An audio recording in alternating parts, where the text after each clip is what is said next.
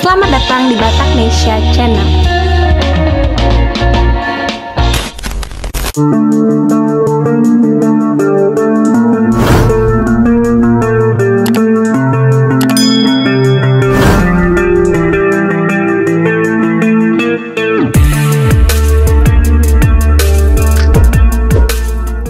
Panglima TNI Jenderal Andika Perkasa melakukan mutasi jajarannya yang terdiri dari perwira tinggi TNI.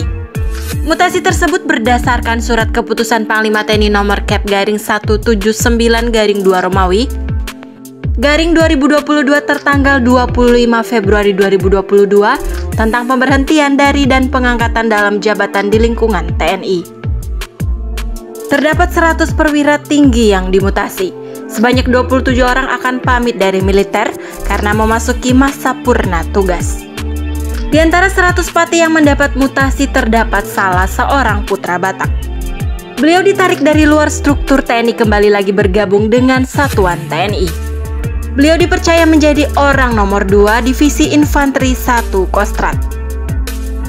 Divisi Infanteri 1 Prakasa Viragupti atau Diviv 1 Prakasa Viragupti merupakan satuan di bawah jajaran Kostrat yang memiliki tugas pokok membina kesiapan operasional satuan-satuan tempur di bawah komandonya agar senantiasa siap dihadapkan kepada kemungkinan pelaksanaan tugas pada tingkat strategis.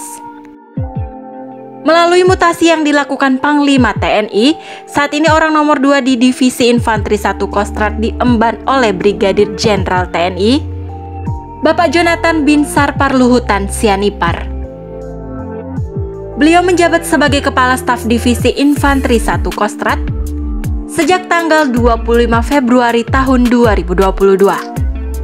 Jabatan sebelumnya yang diemban oleh putra Batak ini adalah Direktur Kerjasama Pertahanan Internasional Ditjen Strahan, Kementerian Pertahanan. Jabatan ini mulai dipegangnya sejak tanggal 27 Juli tahun 2020. Bapak Jonathan Binsar Parluhutan Sianipar lahir pada tanggal 3 Februari tahun 1972 dan merupakan lulusan Akademi Militer tahun 1993 yang berpengalaman dalam bidang infanteri.